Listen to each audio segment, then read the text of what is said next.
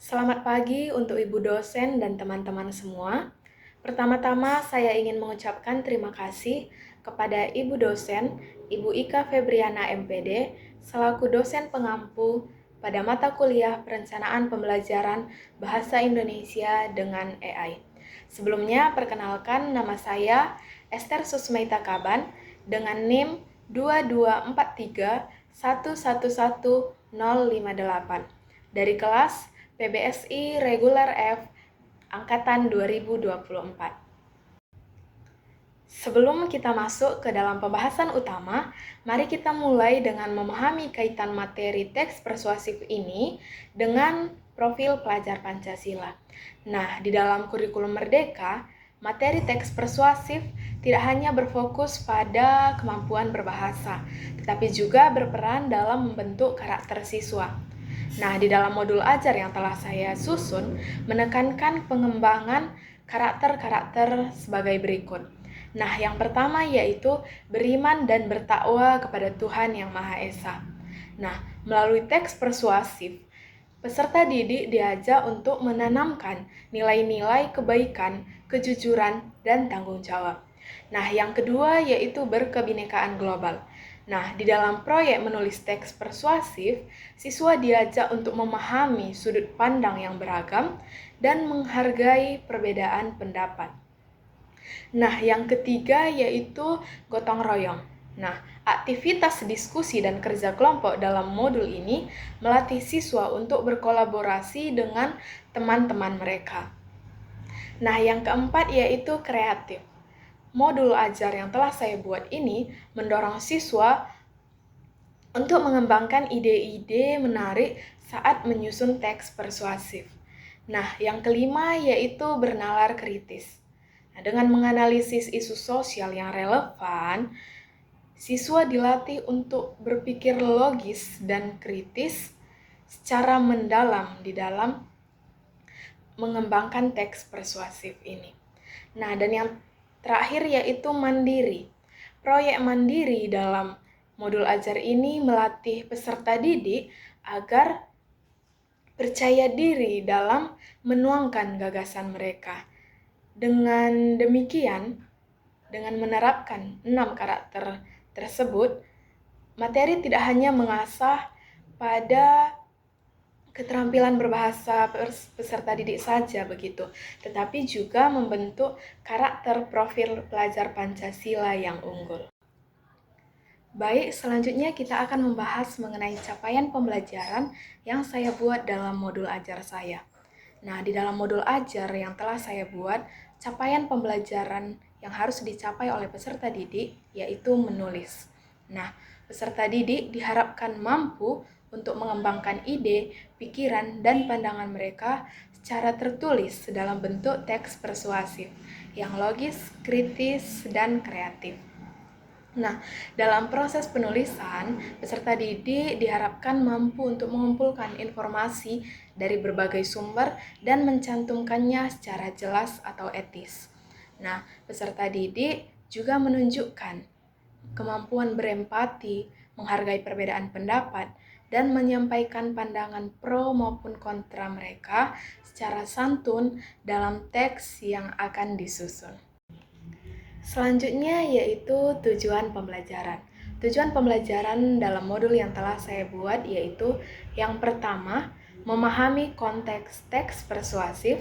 Yang kedua, mengidentifikasi ciri, struktur, dan kaidah kebahasaan pada teks persuasif. Dan yang ketiga yaitu menulis teks persuasif dengan bahasa yang menarik dan efektif. Nah, ketiga tujuan pembelajaran ini terdapat pada modul ajar yang telah saya kerjakan. Sekarang kita masuk ke dalam materi utamanya, yaitu teks persuasif. Kita harus mengetahui terlebih dahulu apa sih itu teks persuasif. Jadi pengertian dari teks persuasif adalah teks yang bertujuan untuk membujuk atau meyakinkan pembaca agar percaya, setuju, atau bahkan melakukan sesuatu sesuai dengan gagasan yang telah disampaikan oleh penulis.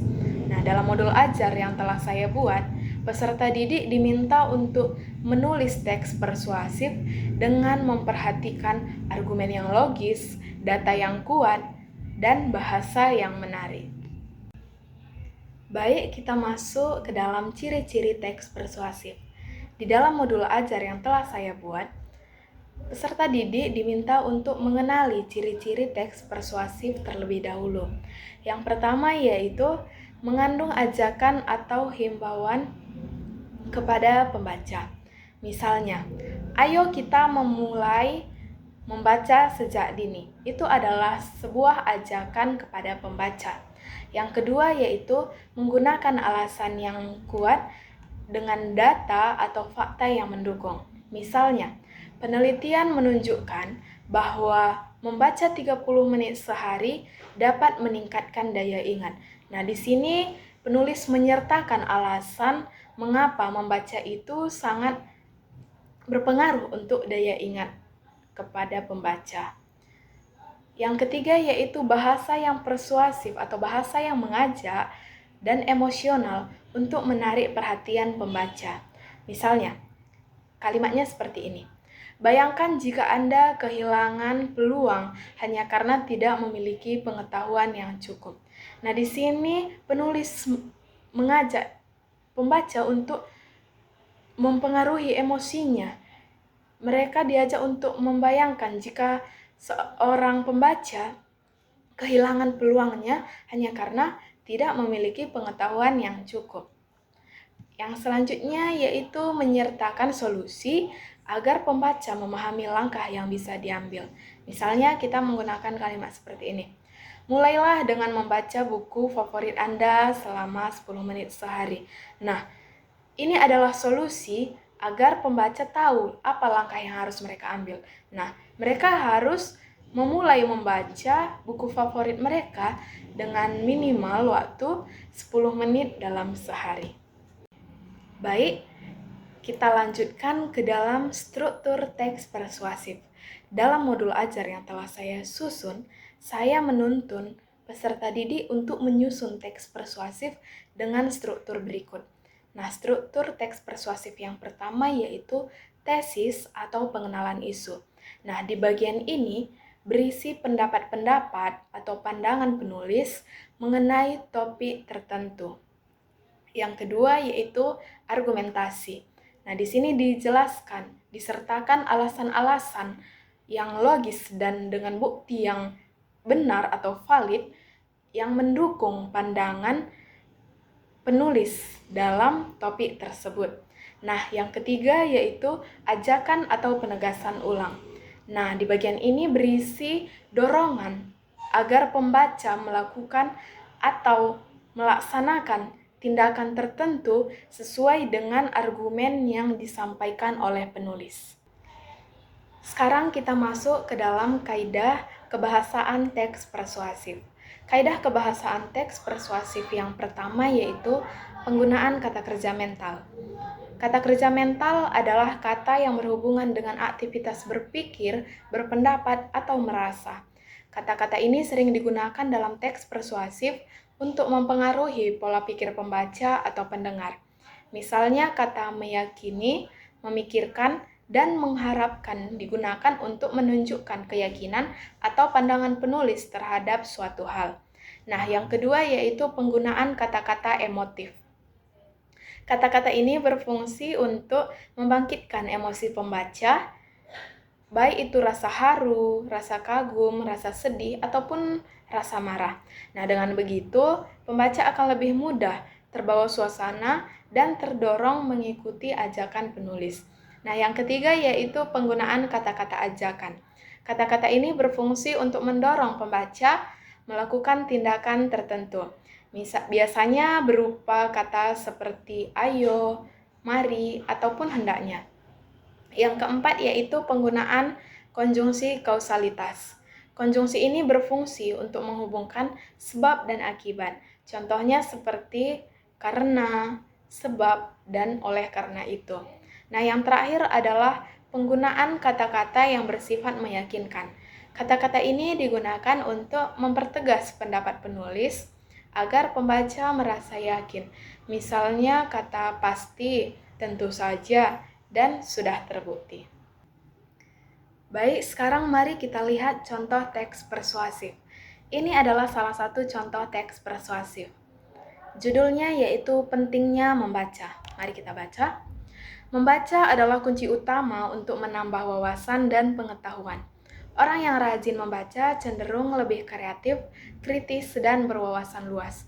Nah, kalimat ini atau paragraf ini adalah bagian tesis atau pengenalan isu. Di sini penulis memperkenalkan isu yang akan dibahas pada teks persuasif ini. Baik, selanjutnya kita baca.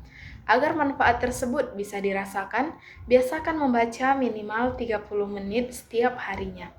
Dengan begitu, kita akan menjadi pribadi yang lebih cerdas dan siap menghadapi masa depan. Nah, di sini adalah bagian argumentasi. Di sini penulis memberikan argumennya bahwa membaca bisa membuat kita menjadi pribadi yang lebih cerdas.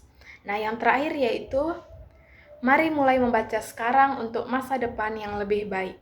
Ini adalah bagian penegasan ulang atau ajakan. Di sini penulis menegaskan ulang bahwa membaca membuat masa depan kita lebih baik. Nah, penulis mengajak pembaca agar pembaca memulai membaca mulai dari sekarang untuk masa depan yang lebih baik.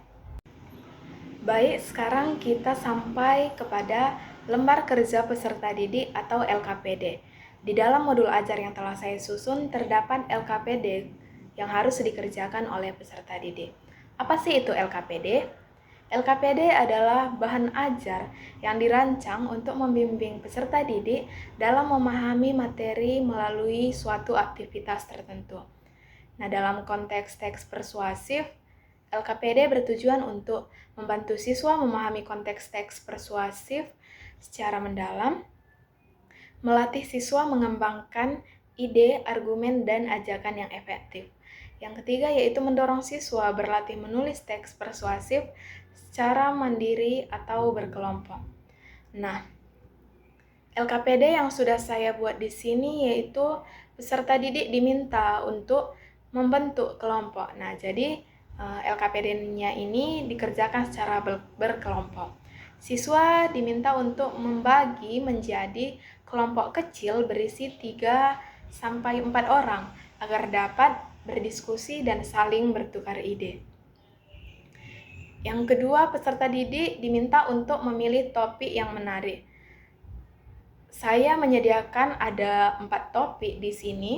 Yang pertama yaitu pentingnya menjaga kebersihan sekolah, yang kedua dampak positif dan negatif media sosial, yang ketiga ayo kurangi sampah plastik, dan yang keempat yaitu pentingnya sarapan pagi untuk pelajar.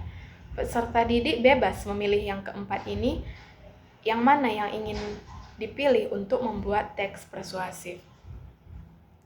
Nah, cara mengerjakannya itu yang pertama yaitu peserta didik diminta untuk menyusun teks persuasif dengan struktur yang jelas.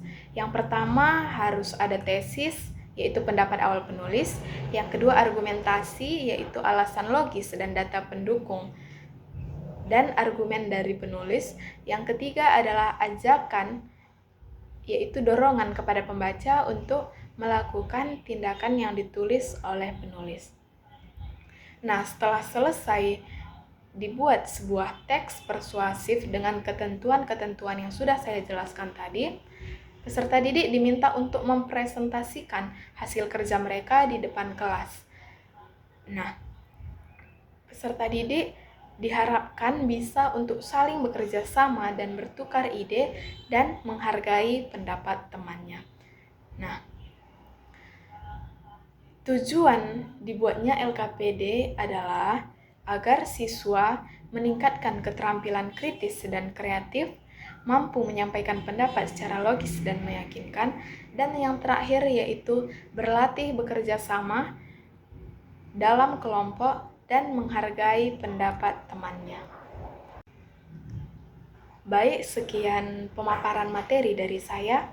Sebagai penutup, Saya ingin menegaskan bahwa teks persuasif adalah keterampilan yang tidak hanya berguna di dalam dunia pendidikan, tetapi juga di dalam kehidupan kita sehari-hari. Melalui teks persuasif, kita dapat mengajak orang lain untuk berpikir lebih kritis, bertindak lebih baik, dan bersama-sama menciptakan perubahan positif di lingkungan sekitar. Terima kasih atas perhatian teman-teman di dalam video saya mulai dari awal hingga akhir. Saya Esther Susmaita Kaban, pamit undur diri. Sekian dan terima kasih.